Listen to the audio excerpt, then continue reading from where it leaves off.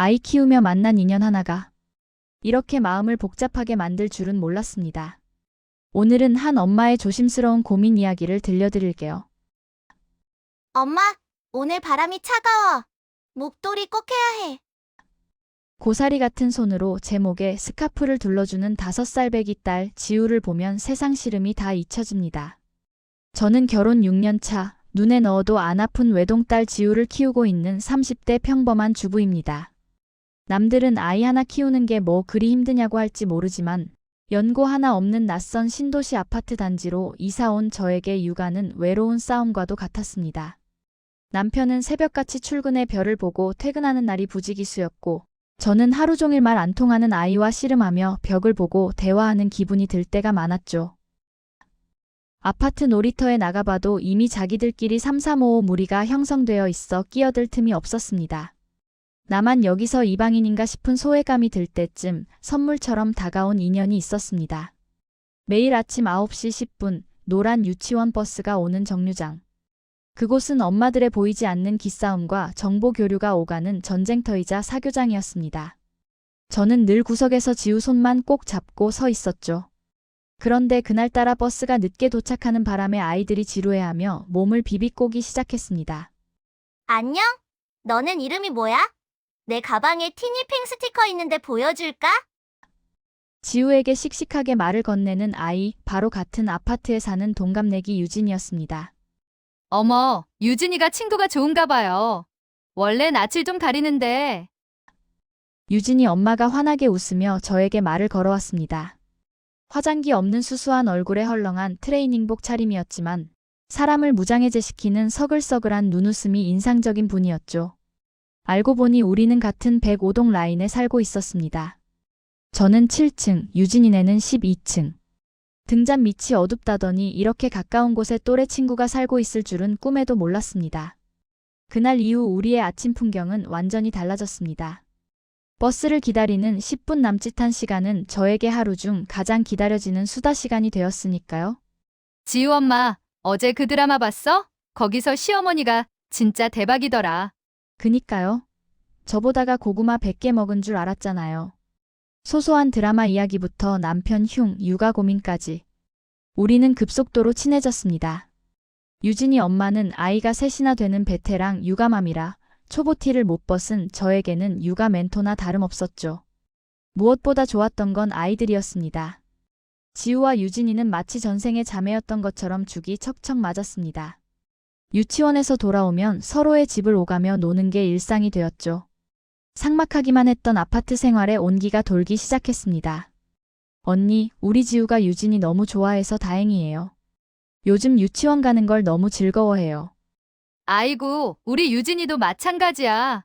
맨날 지우 언제 오냐고 노래를 부른다니까. 참, 지우 엄마. 오늘 저녁에 별일 없으면 우리 집에서 밥 먹고 갈래? 애들끼리 놀라고 하고 우리는 편하게 수다나 떨자. 그날은 유진이네 집에서 처음으로 저녁 식사를 하기로 한 날이었습니다. 저는 빈손으로 가기가 뭐해 아이들이 좋아할 만한 롤케이크와 과일을 사들고 12층으로 향했습니다. 그때까지만 해도 저는 몰랐습니다. 이 초대가 제 마음을 이토록 복잡하고 괴롭게 만들 줄은 말이죠. 엘리베이터 숫자가 12를 향해 올라가는 동안 제 마음은 그저 좋은 이웃과 함께할 저녁 시간에 대한 설렘으로 가득 차 있었습니다. 하지만 그 문이 열리고 제가 마주한 풍경은 상상했던 것과는 조금 다른 종류의 충격이었습니다. 왔어? 들어와, 들어와. 문 열려 있어. 초인종을 누르자 유진이 엄마의 활기찬 목소리가 들려왔습니다. 현관문을 열고 들어서는 순간 훅 끼쳐오는 냄새가 있었습니다. 며칠 묵힌 듯한 쿰쿰한 빨래 냄새와 음식 냄새가 뒤섞인 묘하게 답답한 공기였죠.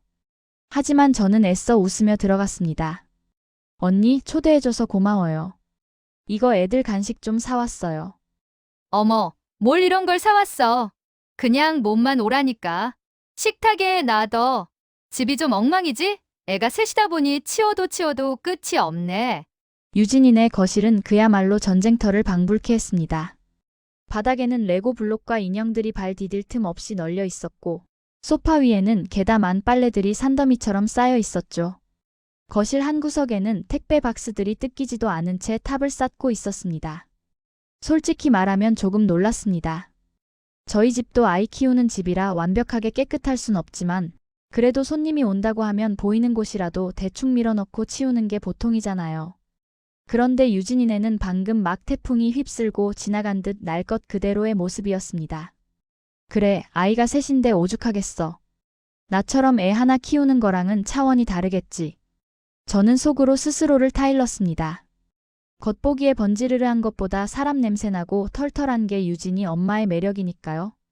오히려 너무 깔끔 떨고 결벽증 있는 사람보다는 이렇게 편안한 게 낫다고 생각하며 거실 한쪽에 자리를 잡았습니다.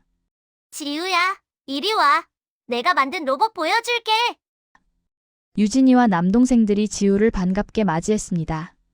아이들이 방으로 들어가 까르르 웃으며 노는 소리가 들리자 비로소 마음이 좀 놓였습니다. 지우 엄마 배고프지? 얼른 밥 먹자. 오늘 메뉴는 김치찌개야. 내가 딴 건 몰라도 김치찌개 하나는 기가 막히게 끓이거든. 유진이 엄마는 부엌에서 분주하게 움직였습니다. 언니, 제가 뭐 도와드릴 거 없어요? 수저라도 놓을까요? 그래 줄래? 수저통은 식탁 위에 있어. 식탁 위를 보니 나무로 된 수저통에 숟가락과 젓가락이 마구 꽂혀 있었습니다. 그런데 수저통 바닥에 정체불명의 부스러기와 먼지가 희뿌옇게 깔려 있는 게 보였습니다. 순간 멈칫했지만 못 본 척 숟가락을 꺼내 휴지로 슥슥 닦았습니다. 사람 사는 게 다 그렇지 뭐. 너무 유난 떨지 말자. 저는 스스로에게 최면을 걸듯 되뇌었습니다. 그런데 밥상을 차리는 과정을 지켜보면서 제 유난 떨지 말자는 다짐은 조금씩 흔들리기 시작했습니다. 유진이 엄마가 냉장고 문을 열 때마다 시큼하고 묵직한 냄새가 거실까지 흘러나왔습니다. 냉장고 안은 온갖 비닐봉지와 반찬통들이 테트리스 하듯 꽉꽉 들어차 있었는데 딱 봐도 정리가 안 된 지 오래되어 보였습니다.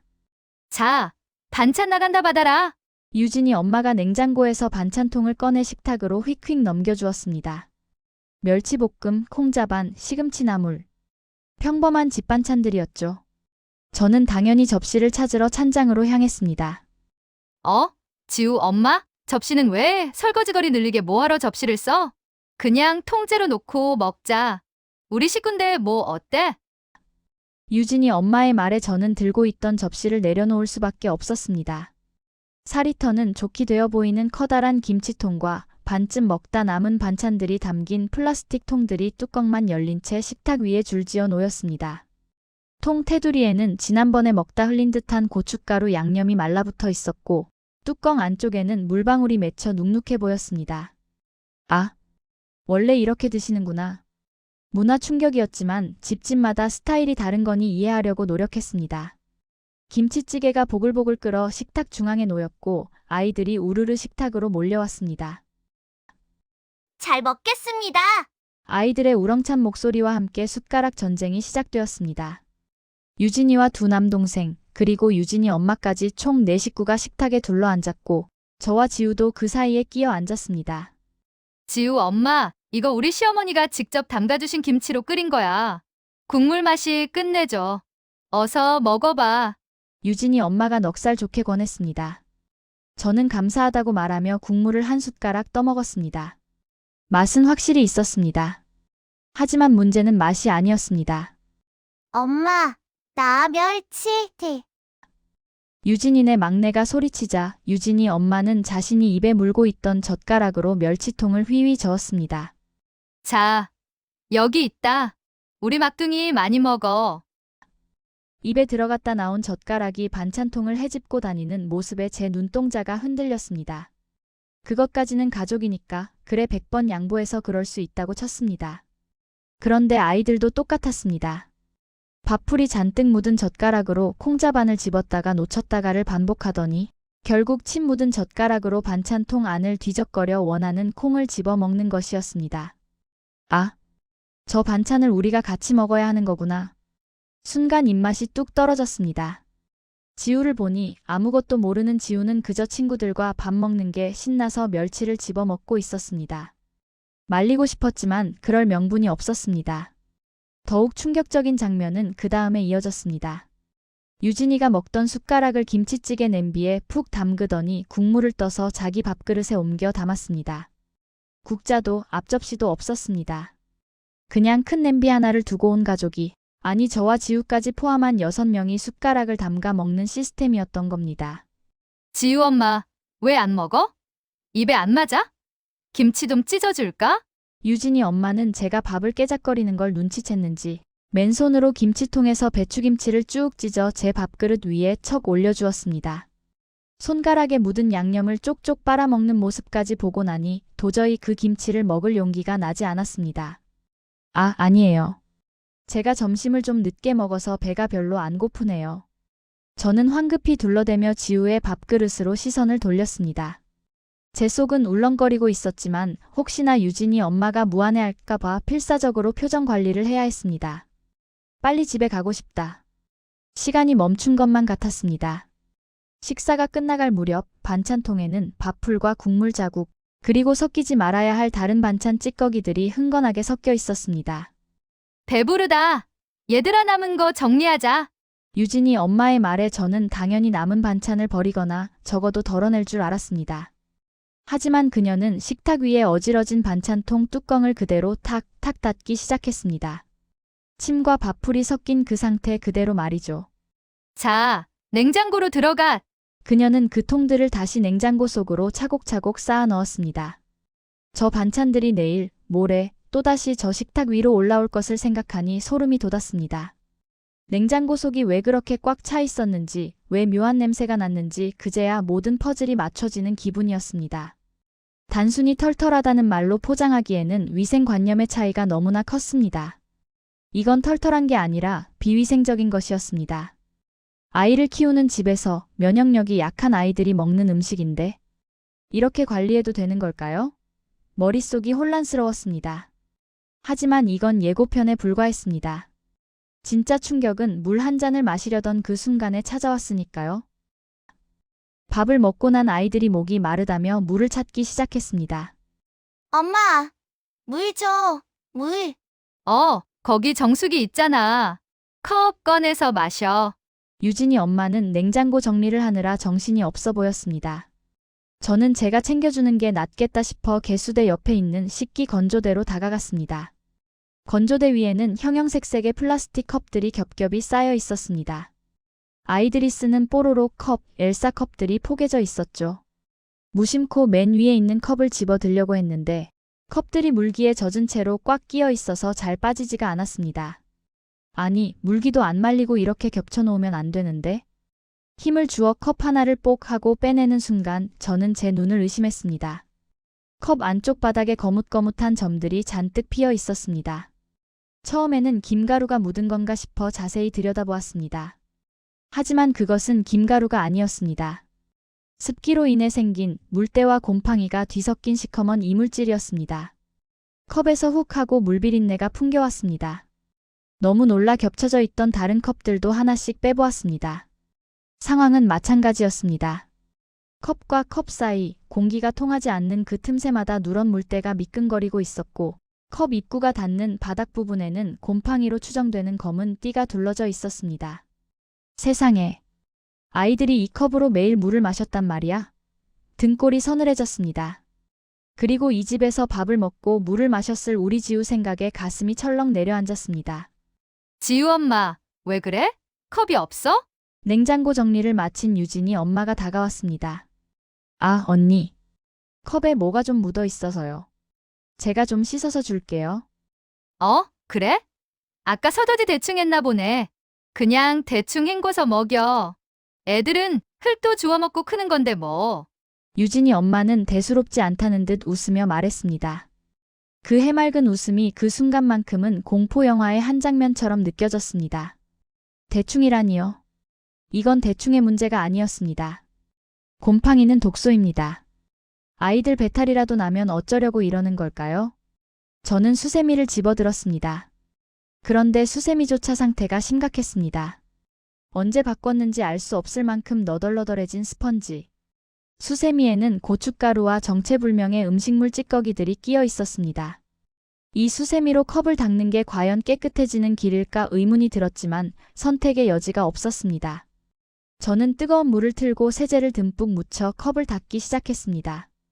뽀득뽀득 소리가 날 때까지, 손가락이 뜨거워 빨개질 때까지 컵을 닦고 또 닦았습니다. 마치 제 마음속에 묻은 찝찝함까지 씻어내려는 듯이요. 지우 엄마는 참 깔끔해. 나는 귀찮아서 그렇게 못하는데. 살림꾼이네, 살림꾼. 등 뒤에서 들려오는 칭찬이 칭찬으로 들리지 않았습니다. 컵을 씻어 지우에게 물을 먹이면서도 저는 계속해서 식기 건조대 쪽에 시선을 뺏겼습니다. 저기 쌓여있는 수저들, 그릇들, 냄비들. 과연 저것들은 안녕할까? 아까 우리가 먹은 숟가락은 깨끗했을까? 꼬리에 꼬리를 무는 의심들이 머릿속을 가득 채웠습니다. 더 이상 이 집에 머무르는 게 고역이었습니다. 언니, 벌써 시간이 이렇게 됐네. 남편 올 시간 다 돼서 가봐야겠어요. 저는 도망치듯 유진이네 집을 빠져나왔습니다. 엘리베이터 문이 닫히고 12층 숫자가 바뀌는 것을 보고서야 비로소 참았던 숨을 몰아쉬었습니다. 집에 돌아오자마자 저는 지우를 욕실로 데려가 손발을 씻기고 양치를 시켰습니다. 엄마, 왜 그래? 나 아까 치과했는데? 아니야, 한 번 더 해. 깨끗하게 해야 벌레 안 생겨. 유난 떤다는 소리를 들을지언정 제 마음이 편치 않아 견딜 수가 없었습니다. 지우를 재우고 거실 소파에 털썩 주저앉으니 그제야 긴장이 풀리며 온몸에 힘이 빠졌습니다. 식탁 위에 놓인 우리 집 물컵을 바라보았습니다. 깨끗하게 씻어 건조된 투명하게 빛나는 유리컵. 불과 몇 시간 전까지만 해도 너무나 당연하게 생각했던 이 평범한 위생 상태가 유진이네를 다녀오고 나니 새삼 다르게 보였습니다. 남편이 퇴근하고 돌아왔을 때 저는 참지 못하고 오늘 있었던 일을 털어놓았습니다. 여보, 나 진짜 충격받았어. 어떻게 애들 먹는 컵에 곰팡이가 필 때까지 놔둘 수가 있어? 반찬도 침 묻은 거 그대로 다시 넣고. 남편은 넥타이를 풀며 덤덤하게 대답했습니다. 뭐 사람마다 사는 방식이 다른 거니까. 정 싫으면 안 가면 되잖아. 남편 말이 맞습니다. 안 가면 그만입니다. 하지만 문제는 그리 간단하지 않았습니다. 다음 날 아침 등원버스를 기다리는 정류장에서 유진이 엄마를 다시 만났을 때 저는 전처럼 환하게 웃을 수가 없었습니다. 지우 엄마, 어제 잘 들어갔어? 애들이 아쉽다고 난리네. 내일은 우리 집에서 피자 시켜 먹을까? 유진이 엄마의 해맑은 제안에 가슴이 턱 막혀왔습니다. 거절할 핑계를 찾느라 머리가 핑핑 돌았습니다. 아, 내일은 시댁에 가봐야 해서요. 당분간 좀 바쁠 것 같아요. 어색한 미소로 얼버무렸지만 유진이 엄마는 눈치가 빠른 사람이 아니었습니다. 그녀는 여전히 좋은 사람입니다. 아기가 없고 아이들을 사랑하고 저에게도 진심으로 대해주는 좋은 이웃이죠. 하지만 위생이라는 거대한 장벽이 우리 사이를 가로막고 말았습니다. 지우는 여전히 유진이를 찾습니다. 엄마, 유진이네 집 가서 놀면 안 돼? 유진이네 장난감 많은데. 라고 조를 때마다 저는 죄인이 된 기분입니다. 아이들의 우정을 지켜주고 싶지만 그 비위생적인 환경에 내 아이를 다시 보낼 엄두가 나지 않습니다. 그렇다고 매번 우리 집으로만 부르기에는 제 몸이 힘들고 핑계를 대며 피하는 것도 한계가 있습니다. 혹시 제가 너무 예민한 걸까요? 아이 키우다 보면, 셋이나 키우다 보면 그럴 수도 있는 건데. 제가 초보 엄마라 유난을 떠는 걸까요? 컵에 핀 곰팡이를 보고도 그럴 수 있다고 넘겨야 하는 게 쿨한 엄마인 걸까요? 마음 같아서는 언니, 위생 관리 좀 신경 쓰셔야 할 것 같아요. 애들 건강 생각해서라도요. 라고 솔직하게 말해주고 싶습니다. 하지만 친해진 지 얼마 안 된 사이에 그것도 저보다 나이 많은 언니에게 훈계하듯 말하는 게 과연 옳은 일일지, 혹여나 그 말로 인해 상처받고 사이가 틀어지지는 않을지 걱정이 앞섭니다. 동네에서 마음 터놓고 지낼 유일한 친구를 잃고 싶지는 않습니다. 하지만 그 냉장고와 컵을 떠올리면 다시는 그 집 밥숟가락을 들고 싶지 않은 이 모순된 마음. 좋은 사람이지만 더러운 이웃, 아이들의 절친이지만 가기 싫은 집. 이 딜레마 속에서 저는 매일 아침 버스 정류장에 나가는 게 숙제처럼 느껴지기 시작했습니다. 여러분이라면 이 상황에서 어떻게 하시겠어요?